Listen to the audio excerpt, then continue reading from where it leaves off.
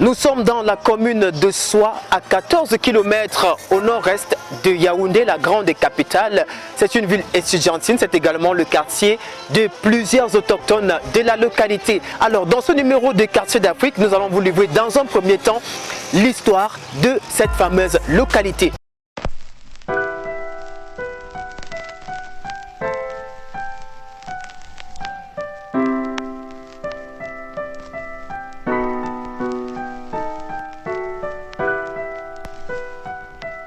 Située dans la région du centre, département de la Mefou-Famba, la commune de Soie est limitée au sud par la commune de Kola-Famba et la commune d'arrondissement de Yaoundé 5, à l'ouest par la commune d'Obala et d'Hawaï et au nord par la commune d'Edzundouane. Elle compte 40 villages répartis en 4 groupements, à savoir Mbende, Ntouisson, Eban et Ngali, avec plus de 45 000 habitants dont 25 000 pour la ville de Soie. L'histoire de la localité remonte à Charles Atangana Ntsama, qui fut en 1920 le chef supérieur des Ewondo, des Beneux et des Etinga. Après la débâcle allemande au Cameroun la même année, Charles Atangana fit de la localité un lieu de repos et de concertation avec les chefs et les grands notables de la région qui se réunissaient à huis clos dans les assemblées appelées Essoa en langue Biti. D'où l'avènement de la dénomination de Soie, qui renvoie à un lieu historique de rassemblement.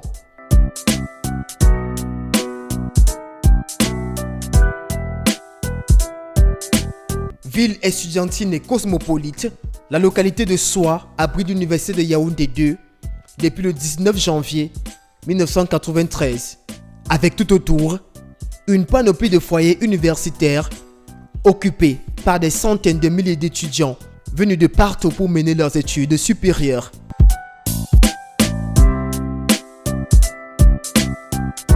Ici, c'est le grand marché qui rassemble les populations tous les jeudis et samedis soirs lors des ventes aux enchères.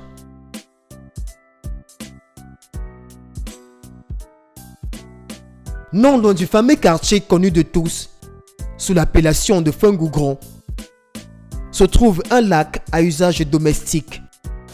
Au son des eaux, ces populations venues de 1000 coins se ravitaillent en eau potable. Les uns y trouvent un lieu favori pour lessiver et écouter la nature.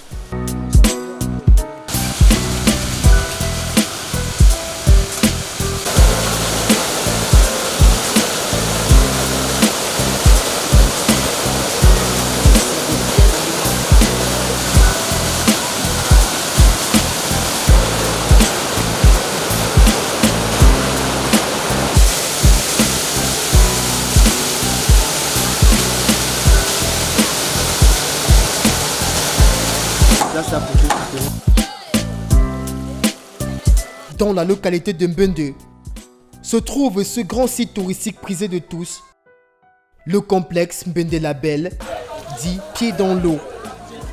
Jeunes et adultes s'y déploient pour passer du bon temps, se vider la tête et festoyer aussi.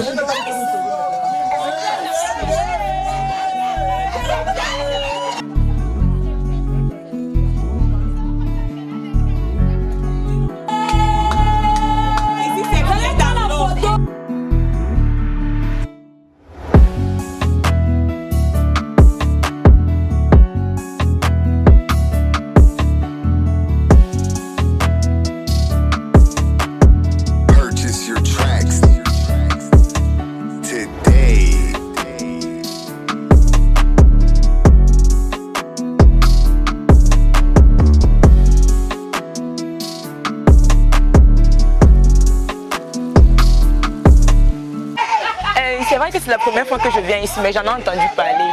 Et vraiment, je suis ravie de la découverte. Déjà, c'est nouveau, vous mangez, les pieds sont dans l'eau. Comme vous voyez des amis là, c'est l'anniversaire de l'autre là-bas et on enjoy vraiment. Vraiment, c'est beau.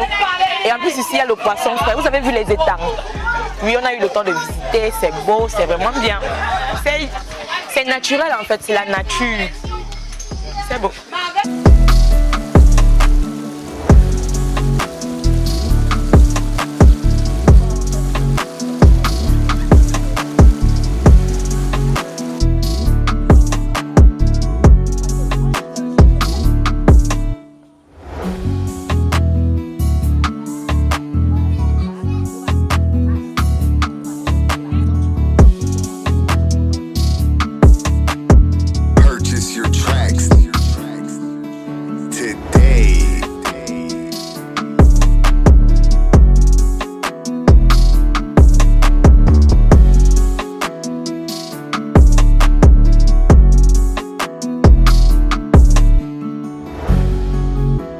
goudron est en branle, ça va de bouche à oreille.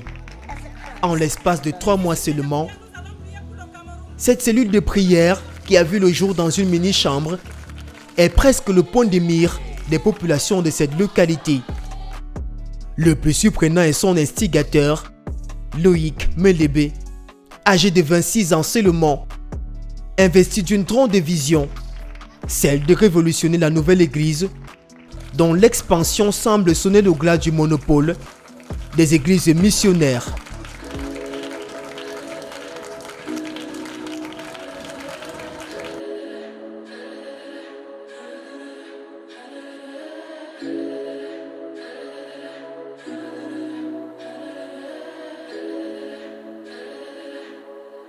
Ça se passe à Fin-Goudron, nous sommes dans la localité de Soa.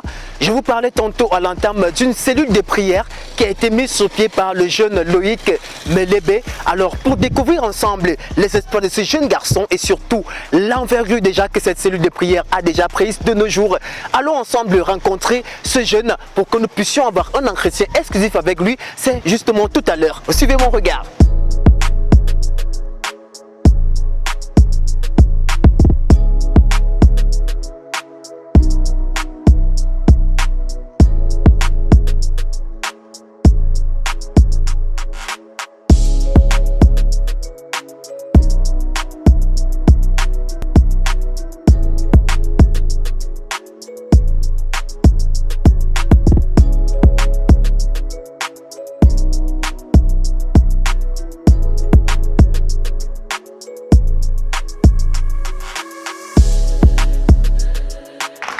Là, vous convenez avec moi, ils sont tout juste en pleine séance de prière.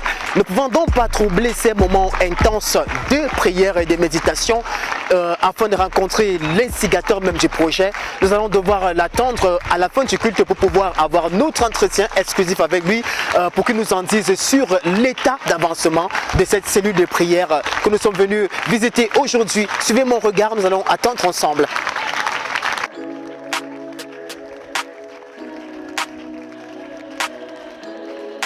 Pourtant, il y a peu, son essor était mal apprécié par les autochtones et les nomades de la place. Mais il a fallu que ces populations le voient de près. Un garçon, plutôt à la fleur de l'âge, dont les espoirs retentissent de partout. Une situation qui fait tomber des nues, pourtant partie faisante de la réalité en Afrique.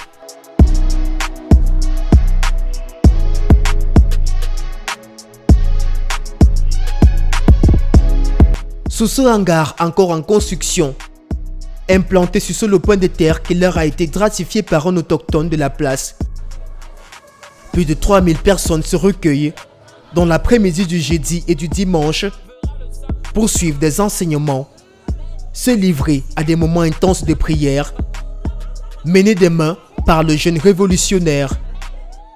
Sa vision, recruter plus de 25 000 membres ou adeptes avant la fin de l'année 2020. Et dans sa perspective, il souhaite marquer son saut au Cameroun, puis en Afrique. Une expérience qui va de soi, puisque Loïc a commencé à développer les tendances de berger depuis tout petit. Enfant, il avait 2 ans, je crois, et à chaque fois, il discutait toujours pour prier pour le repas. Et sa façon de prier a fait que dès la maternelle, on l'appelle homme de Dieu.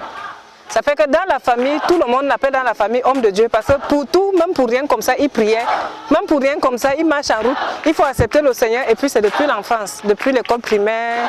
On me convoquait au lycée chaque jour parce qu'en pleine récréation, il réunit les élèves au lycée d'Ongousso. Il réunit les élèves, il se met à faire un de ses bouquins, il prêche l'évangile. Plusieurs fois, il a eu des mises à pied au lycée par rapport à ça. Un instant que nul n'a pu contenir. Pas même sa génitrice. En fait, quand il débute la cellule, je ne suis même pas au courant. Il me dit, maman, j'ai une cellule, et puis je ne crois pas. J'ai une cellule, je ne crois pas. C'est quand il me dit, il a plus de 250 personnes. J'arrive ce jour-là pour voir, le stade c'était même plus que ça. Parce qu'on avait loué 200 chaises et c'était plus que ça. Et depuis ce jour-là, j'ai décidé de le soutenir. Donc c'est une expérience.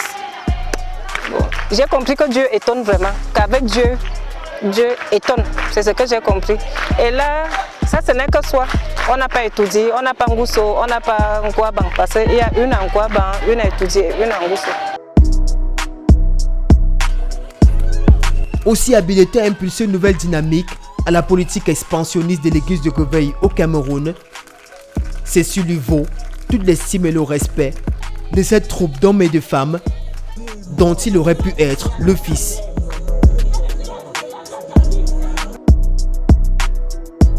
Alors, Pasteur Loïc, comment ça se passe pour vous pour bâtir ce temple? Est-ce que vous avez des fonds propres? Est-ce que l'idée c'est d'en faire une chapelle fermée, c'est-à-dire avec tout un bâtiment? Il n'y a pas de fonds. Il n'y a pas de fonds. Nous prenons les offrandes pour le faire. Nous prenons les offrandes à la fin. Nous ne finançons jamais un service sans prendre les offrandes depuis que nous avons commencé ce hangar. Donc c'est avec les offrandes que les fidèles donnent. Les dons, certains viennent avec les tôles, d'autres viennent avec les lattes. Nous n'avons pas de fonds. Nous n'avons personne vraiment, aucun géant qui peut se lever et dire bon, je bâtis quelque chose pour vous afin que vous puissiez mieux servir Dieu. Donc c'est la grâce de Dieu et les offrandes que nous donnons qui construisent ce hangar. Non. Dieu m'a dit clairement de ne jamais faire une église fermée. Il m'a dit de toujours faire les hangars. Parce que ça sera toujours overflow, ça sera toujours plein. Si je fais une église fermée, on aura toujours un problème de place. Il m'a parlé de toujours faire les hangars. Toujours faire des hangars. Donc, nous allons juste décorer l'arche de Dieu, l'autel, et nous allons mettre des belles décorations, mais nous allons rester en mode hangar. C'est ce que Dieu nous a dit. Il est très jeune, mais déjà il porte tout un ministère sur son dos. Ce n'est pas évident, il y a des hauts, il y a des bas, mais lorsque Dieu a appelé, aucun homme ne peut annuler cet appel. Alors vous que nous regardez en ce moment, si vous aimeriez bien, si vous voulez justement contribuer ou alors participer à cette grande œuvre, vous n'avez juste qu'à contacter, n'est-ce pas, le numéro qui circule au bas de l'écran. Et puis dans ce numéro de quartier d'affaires, vous avez également appris que la valeur d'un homme n'attend pas le nombre d'années. C'est sur cette note que nous quittons et nous disons à très bientôt pour une nouvelle édition de votre magazine préféré, Quartier d'Afrique. Restez des nôtres.